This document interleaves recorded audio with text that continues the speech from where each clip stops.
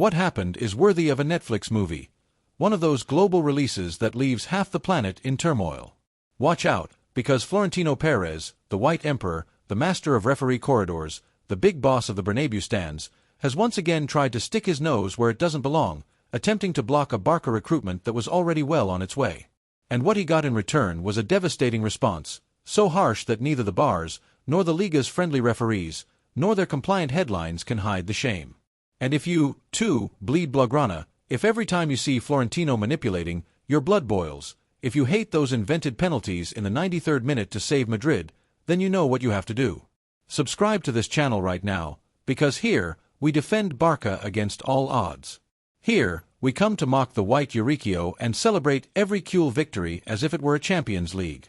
This is a global Zasca, a scandal that once again exposes the dark tactics of madridismo, which never plays fair, neither on the pitch nor in the offices, and confirms that, no matter how hard they try, they will never extinguish the light of Barça. Because the blocking attempt wasn't just a rumor or exaggerated news, it was the desperate move of a white club that sees Barça, despite its economic crisis, remain that magnet that seduces footballers.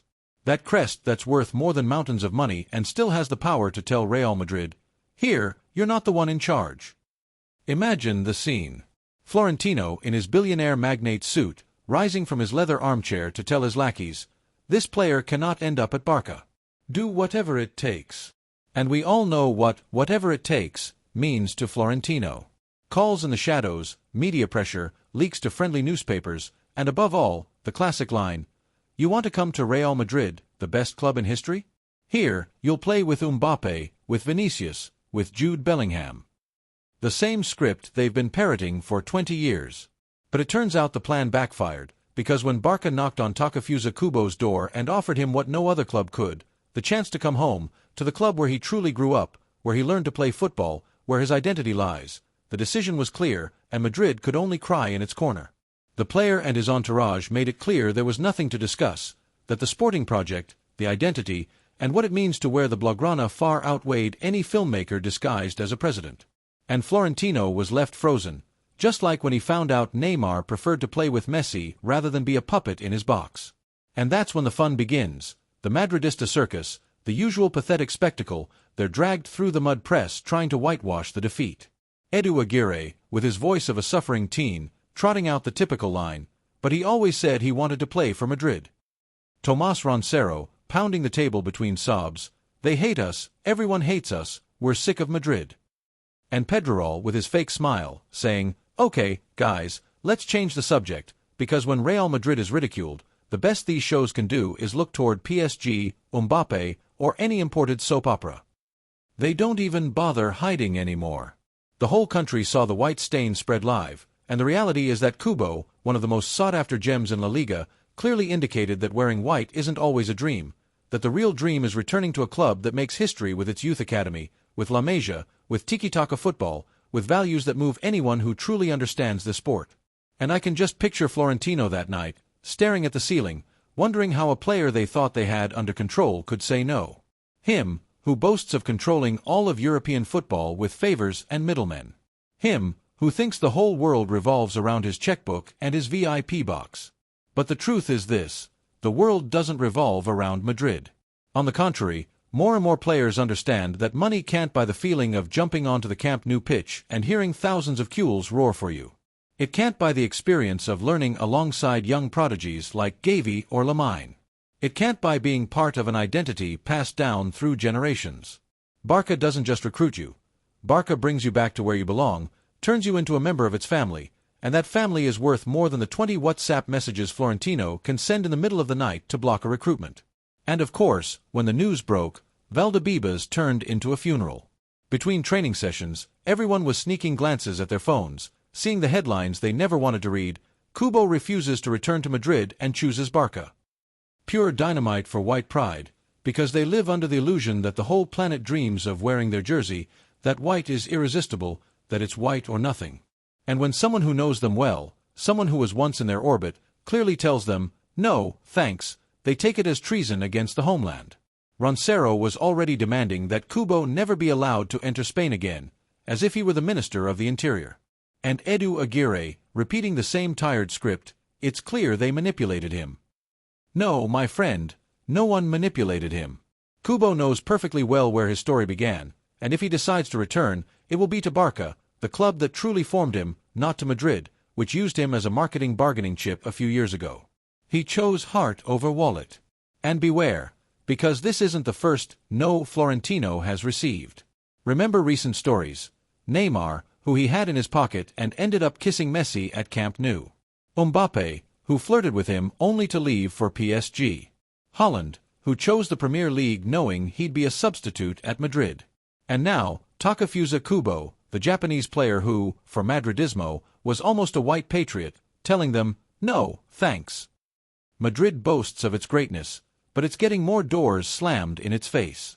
Meanwhile, Barça, even with its financial problems, continues to seduce, because when a young player sees PEDRI, LAMINE, and Bald, they see a real project, a team to grow with, and that attracts more than any check signed with a gold pen. The most beautiful thing about this whole Kubo story is seeing how Madrid pulls out all its dirty tricks to block any move. Calls to Real Sociedad, leaks to the press, misleading headlines like, Kubo wants to triumph at Madrid, he's not thinking of returning to Barça, everything they can to mask a different reality. Because the reality is that Kubo looks favorably on Barça, because he knows that here, he can feel at home. He knows he can share a generation with GAVI, LAMINE, PEDRI, Fermin, with all those young players writing the next great Kuhl era. And deep down, he also knows that if he returns to Barcelona, he becomes a symbol. The Japanese player Madrid tried to use as cheap marketing, coming back to destroy Madrid from within, dressed in Blaugrana. That's pure dynamite. That's what they fear. And look at how hypocritical the white press is with Kubo. For years, they treated him like an outcast, loan fodder. They sent him to Mallorca, Villarreal, Getafe, practically gave him away everywhere. No white coach ever bet on him. They labeled him as not good enough for Madrid. But of course, as soon as he exploded at Real Sociedad and started putting on shows against the big teams, suddenly he's our Kubo. Come on, guys. This contradiction defines madridismo.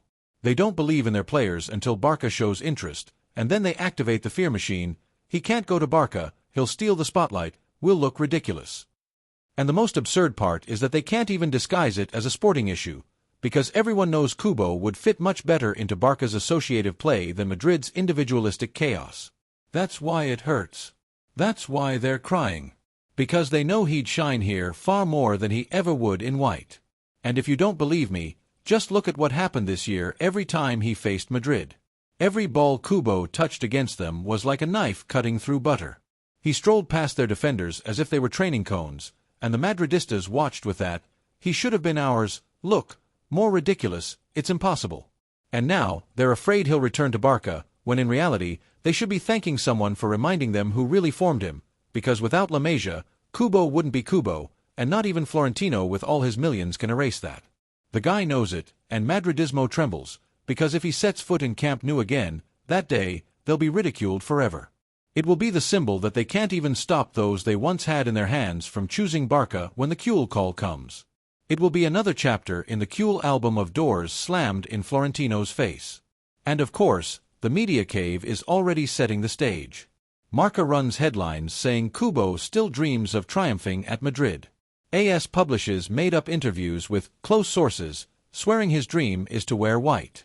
And on El Chiringuito, they're already casting for when Edu Aguirre runs out of tears when the news of the rejection breaks. But we know, when a player truly feels the colors, no check can hide them. Kubo learned from childhood what it meant to play the Barça way, how to move the ball with harmony, how to become more than just a marketing showcase. That's why, even today, when he hears the name Barça, it resonates louder than any song they try to sing to him from the Bernabeu. Barça means home, project, identity.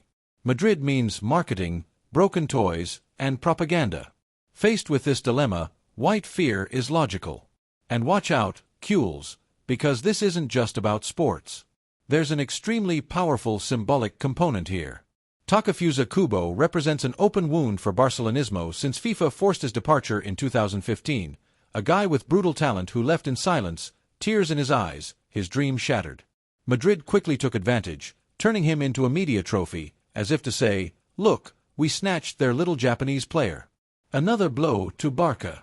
They loaned him out everywhere. It was part of their narrative against us for years. And now, the irony.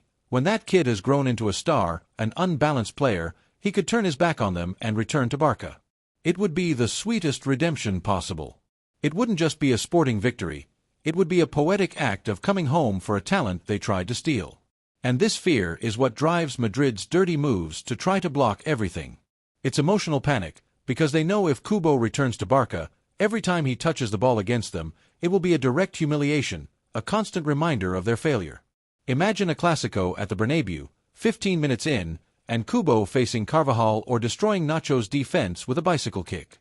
Imagine the Madridista fans watching a guy they once presented as a white treasure painting their faces in Blaugrana. It would be unbearable. That's exactly what Florentino is trying to avoid at all costs. And that's where we, the Kules, must relish the possibility, because this story has all the ingredients of a Kule epic against white propaganda. A long-awaited return, a player who, as a child, was already ours, a desperate rival president trying to stop the inevitable, and an opposing rivalry with nowhere to hide. Meanwhile, Barça would once again prove that its magnetism never fades, even in tough times, that we remain the club capable of seducing even those who were once taken from us. It's poetic justice. It's a global door slammed in the face of white ego. The juiciest part of all this is seeing how Madridismo exposes itself with its own contradictions around Kubo. When they were loaning him out left and right, the narrative was always the same: he's not Madrid material, he's inconsistent, he's good for smaller teams. With those words, they shipped him off to Villarreal, Mallorca, Getafe, as if he were a package. But of course, as soon as he started shining at Real Sociedad, their story completely changed. Suddenly, he was our Kubo, the player they always wanted for the project, the example of their loan policy. Seriously, Kules, they're so predictable they've become laughable. What was bad yesterday is spectacular today. What they despised yesterday, they worship today, always with the same pattern. They reinvent him to protect Florentino's image. Because Madridismo, as you know, never admits a mistake, never accepts being wrong about someone. And the Kubo case is the perfect mirror. They used him when it suited them, forgot him when he no longer interested them, and now, fearing he'll return to Barça, they hype him up as if he's the reincarnation of Iniesta. This hypocrisy is delicious to watch. And at the same time, think about the symbolism this would have for Barça. Because this isn't just any recruitment, it's not just a quality reinforcement, it would be reclaiming someone who slipped away because of that absurd FIFA sanction, ripped from La Masia in his teens, someone many Kules thought was lost forever. Barça could reunite Kubo with a golden generation, PEDRI and GAVI dominating midfield, YAMAL destroying defenses from the wing, Bald running like a missile. Imagine the Barça of the future, multicultural, young, hungry, and with Kubo, the one Madrid once stole, now a Kule hero. That's Netflix-level drama. And of course, right in the middle of it all, there's the most ridiculous TV show in existence, El Chiringuito, because every time Kubo's name comes up, you see them sweating, trembling, crying live. Edu Aguirre falls apart, left speechless, stammering the same lines: "It's not possible." Kubo always wanted Madrid, as if he read it in a crystal ball. Roncero, meanwhile, tears off his jersey screaming, "Traitor, how dare you do this to us? You've always been white." But the best part is Pedrerol, because when he senses they're about to look ridiculous, he changes the subject in a second. "Okay, guys, now let's talk about Mbappé." Always the same, like clockwork. And it's in these moments that we, the Kules, enjoy it the most, because we know if they're this nervous, the fear is real, the white wound is truly bleeding. And don't be fooled, Kules. The Kubo affair is much deeper than it seems. It's not a market whim or an inflated rumor. It's a chess piece that can change the narrative, because if he returns to Barça, he automatically leaves Madrid as the defeated villain in its own story. From white hero to Kule symbol. And every minute Kubo plays in Blaugrana will be another reminder that Florentino doesn't always win, that his checkbook is worthless against memory, against childhood, against the crest that beats in the heart. That's what makes this story transcendent. It's not just football, it's a cultural battle between the real and the propagandist. And believe me, if Kubo ends up stepping onto the Camp Nou pitch, the whole world will once again see a narrative that Madridismo can't erase, even with 1,000 headlines. Madridismo thought it could maintain a monopoly on football seduction, that its LED-lit stadium, its box full of executives, and its TV debates would be enough to convince anyone. But what they don't understand is that football is about feeling, not advertising spectacle. And every time a player like Kubo chooses Barça, he reminds them of what they lack, a soul. Yes, they can boast about Champions Leagues inflated by refereeing errors and offside goals. They can show off their Bernabeu like it's a spaceship, but all of that, without essence, collapses. It's a house of cards, and what truly empowers a team is the historic connection with its fans, something you feel at Camp Nou the moment you walk through the door. That's why Kubo's categorical no to Madrid hurts more than any defeat on the pitch, because it's a footballer telling them to their face that he prefers to join a struggling project with heart rather than dress up as a mannequin in a multinational corporation. And believe me, it's no coincidence that more and more young footballers are looking toward Barcelona, seeing that here they have opportunities to grow, to be protagonists, and to write their own story. Meanwhile, at Madrid, they see a brand showcase, a dressing room where what matters isn't talent, but how many jerseys you sell or how often the friendly press retweets you. That's why this failed recruitment is so much more than just an administrative defeat for them. It's a worrying sign that their machine no longer works as it used to, that Barça, even with debts, limitations, and enemies everywhere, remains capable of competing where it really counts, in the soul of football.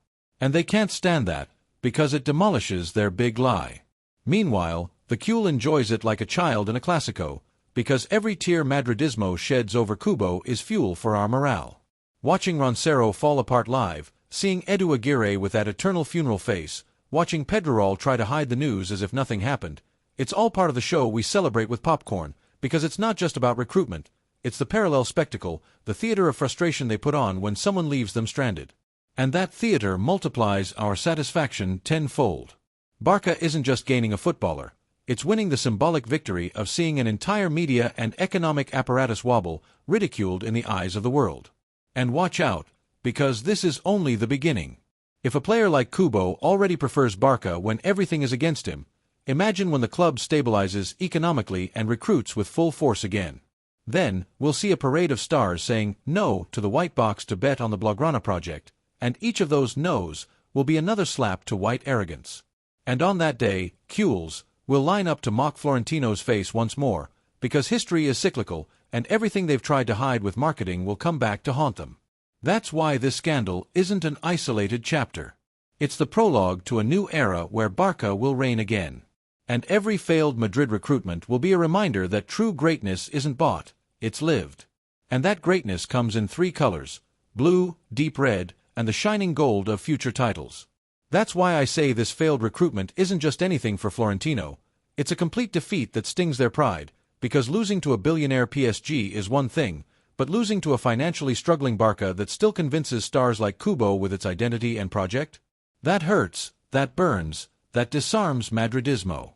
And that's why every tear from Roncero, every whimper from Aguirre, every awkward silence from PEDRI is music to our ears. It's the soundtrack of an invisible triumph on the scoreboard, but enormous on a moral level. So, Cules of my heart, if you feel this passion, if you bleed Blaugrana, and if every time Madrid makes a fool of itself, a smile spreads from ear to ear, then you know what you have to do. Subscribe to this channel, join this family that defends Barça with nails and teeth, that doesn't stay silent in the face of injustice, and that celebrates every victory, big or small, against the White Cave. And now, Cules, I leave you with the final questions. Do you think Kubo, if he slams the door shut on Florentino for good, will become the most painful Zasca of the year for Madridismo? Do you think his return to Barça would be a universal symbol, a reminder that roots matter more than millions? Or will Madrid keep pulling its shady tricks until Florentino retires and stops making a fool of himself every transfer window?